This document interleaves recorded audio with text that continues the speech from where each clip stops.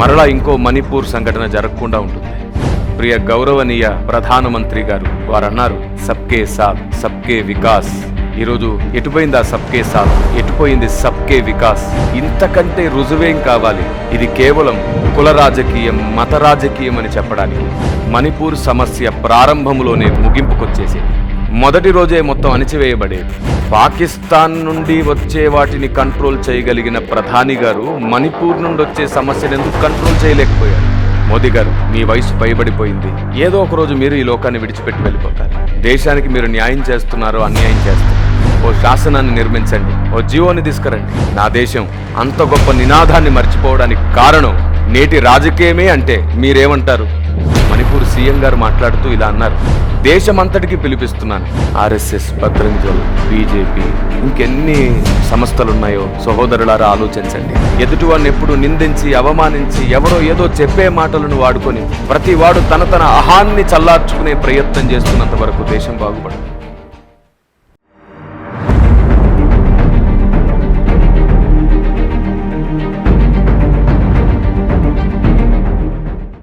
అందరికీ వందనాలు. అందరూ బాగుండాలి. సర్వే జనా సుఖినో భవంతు అని నేర్పించిన మన దేశం ఈరోజు అందరూ బాగుండాలి అని మర్చిపోతున్నట్లు అనిపిస్తుంది.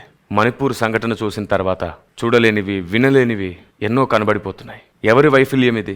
ఎందుకు ఇలా జరుగుతుంది? అనేకులు ఇలా జరగడానికి కారణం ఏమిటో చెప్పారు. మరికొందరైతే చరిత్రే చెప్పేశారు. అయితే నేను ఈరోజు ఇక మీదటి ఇలాంటి సంఘటన జరగకుండా ఉండడానికి పరిష్కారాన్ని పంచడానికి వచ్చాను. ఎంతో దుఃఖకరమైన విషయం. చిన్ని పిల్లలు అనాథలైపోయారు. ఎందరో స్త్రీలు విధవ అయిపోయారు. ఎందరో తమ ఊళ్ళను విడిచిపెట్టి పారిపోయారు. ఎందరికో ఇల్లు లేదు. ప్రార్థనా మందిరాలు కూల్చబడ్డాయి. ఏ పాపం ఎరగని అమాయకులు చంపబడ్డారు. ఇదేనా సబ్కే సాత్ సబ్కే వికాస్? దీన్నే అంటారా? ఎంత దారుణమైన వ్యవస్థ కనబడుతుంది.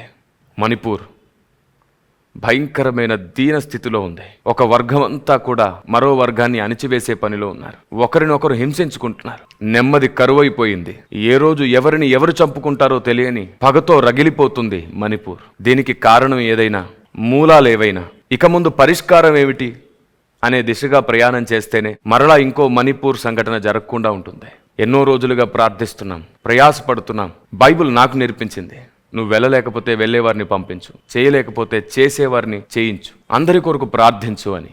WCM the war of Carmel ministries మా వంతుగా మేము మా ప్రేమను, మా బాధ్యతను, మా భారతీయతను చూపించుకుంటూనే ఉన్నాం.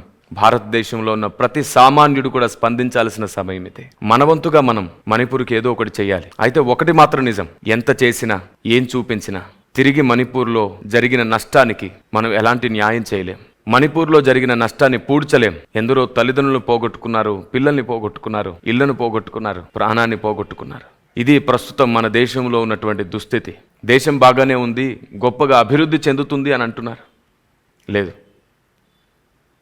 ఎదుటివాడి సమాధి మీదే పునాది కట్టుకుంటూ అభివృద్ధిని చూపించేస్తుంది దేశం. ఎంతో దయనీయమైన పరిస్థితిలో ఉంది దేశం. ప్రతి వ్యక్తి బాధ్యత వహించాల్సిన సమయం ఇది. మోదీ గారు, ప్రియ గౌరవనీయ ప్రధానమంత్రి గారు వారు అన్నారు, సబ్కే సాత్ సబ్కే వికాస్. ఈరోజు ఎటుపోయింది ఆ సబ్కే సాత్, ఎటుపోయింది సబ్కే వికాస్?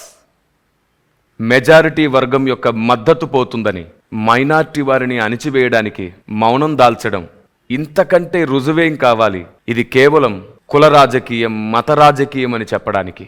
దీన్ని దేశాన్ని కాపాడడం అంటారా? లేదు, మతాన్ని కాపాడడానికే చేస్తున్న ప్రయత్నం అంటారు దీన్ని. నేను ప్రధాని గారిని నిందించుటకు ఏమాత్రం ఇష్టపడట్లేదు.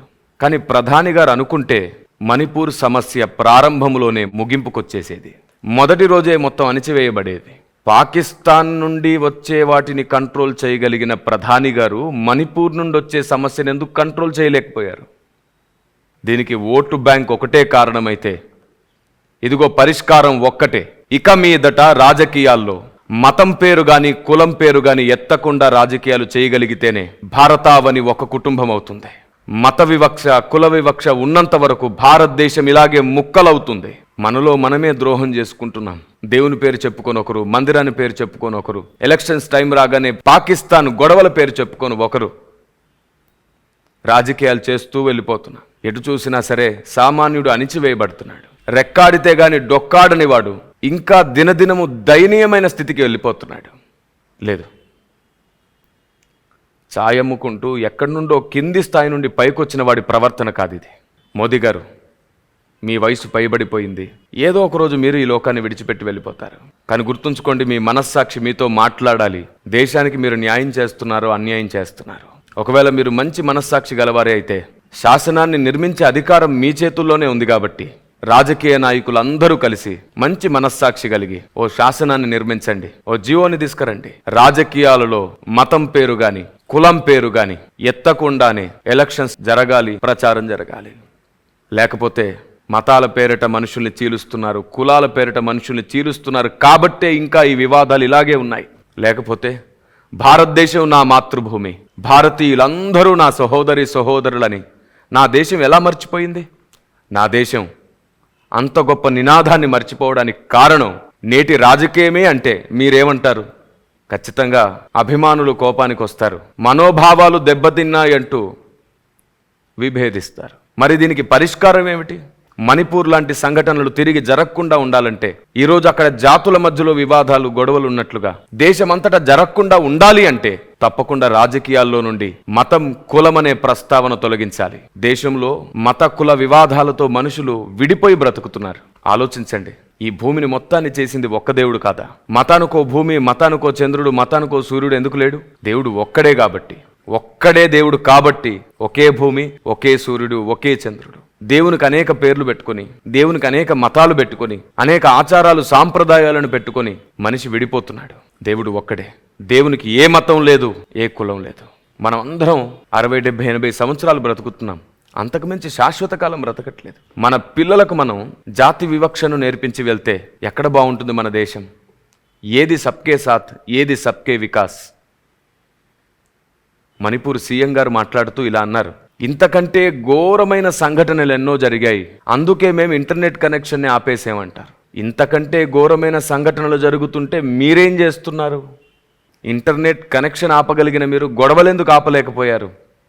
పోలీసుల చేతుల్లో ఉన్న అమాయకుల్ని లాక్కెళ్తుంటే పోలీసు ఏం చేస్తున్నారు? మీ మద్దతు పోతుందని, మీ ఓటు బ్యాంకు పోతుందని మీరు చేస్తున్న ఈ ప్రయత్నానికి దేవుడు ఊరుకోడు. దేశమంతటికి పిలిపిస్తున్నాను, మన స్వలాభాన్ని పక్కన పెట్టి, మతం కులాన్ని పక్కన పెట్టి దేశాన్ని కాపాడుకోవాలనేది నిజమైతే కులము మతము అనే ప్రస్తావన లేని రాజనీతిని స్థాపించాలి, రాజకీయాన్ని స్థాపించాలి. కులము మతం పట్ల సరి అయిన సక్రమమైన అవగాహన భారతదేశానికి కలిగించాలి. దేవునికి కులాన్ని మతాన్ని ఆపాదించొద్దు. అది మన అవగాహన, మన వివేకం వలన తేలుతుంది. దేశంలో ఉన్న పెద్దలు, స్వామీజీలు, మహానుభావులు అందరూ కూర్చొని ఆలోచిస్తే అందరం కూడా ఒక దేవుని తెలుసుకోగలుగుతాం. మేము అనేక సంవత్సరాలుగా ప్రయాసపడుతున్నాం భారతదేశానికి ఆలోచన చెప్పాలని. ప్రపంచమంతటా నిజదేవుని ముద్ర అంటూ ప్రపంచం మొత్తానికి ఓ ఆలోచన ప్రకటించాం. ఇంకా చాలు. మణిపూర్ లాంటి సంఘటన ఇంకెక్కడ జరగకూడదు. ఎవరు అనాథలు కాకూడదు, ఎవరు కూడా తమ ప్రాణాలు పోగొట్టుకోకూడదు. మేరా భారత్ మహాన్ అంటూనే ఇదే దేశంలో పుట్టి పెరిగిన స్త్రీని వివస్త్రను చేయడం, ఇది ఎక్కడి దేశభక్తి? దీన్ని దేశభక్తి అనరు. ఇది కేవలం మత వివక్ష. ఆర్ఎస్ఎస్, బజరంగ్ దళ్, బీజేపీ, ఇంకెన్ని సంస్థలున్నాయో సహోదరులారా ఆలోచించండి. మనమందరం ఒక కుటుంబమే, ఒక తల్లి పిల్లలమే. కలిసి ఉండడమే ధ్యేయంగా పెట్టుకోండి, కలహాలన్నీ తొలగిపోతాయి. మనమందరం దేశాన్ని కాపాడుకోవాలంటే మతాన్ని, సాంప్రదాయాల్ని కాదు కాపాడుకోవాల్సిందే. జ్ఞానాన్ని కాపాడుకుందాం, వివేకాన్ని కాపాడుకుందాం. ప్రతివాడు తమ తమ మార్గంలో, తమ తమ కోణంలో లేని వాటిని కల్పించి, వక్రీకరించి, ఎదుటివాడిని ఎప్పుడు నిందించి, అవమానించి, ఎవరో ఏదో చెప్పే మాటలను వాడుకొని ప్రతివాడు తన తన అహాన్ని చల్లార్చుకునే ప్రయత్నం చేస్తున్నంత వరకు దేశం బాగుపడదు. దేశం వృద్ధి కావట్లేదు, దేశం బీడైపోతుంది. దేశంలో సమాధానం కనబడట్లేదు. పైన రంగులను పులిమి ఆనందంగానే ఉన్నామని ప్రపంచానికి చూపించుకుంటున్నాం. దేశమంతటా అనేక రకాల పరిస్థితులు చెడిపోయి ఉన్నాయి. నేను మిమ్మల్ని అందరినీ బ్రతిమాలుతున్నాను, కలిసి ఉండడం ఒకే ధ్యేయంగా పెట్టుకోండి, కలహాలు తొలగిపోతాయి. మతం కులం మనుషులు బ్రతకడానికి ముఖ్యం కాదు.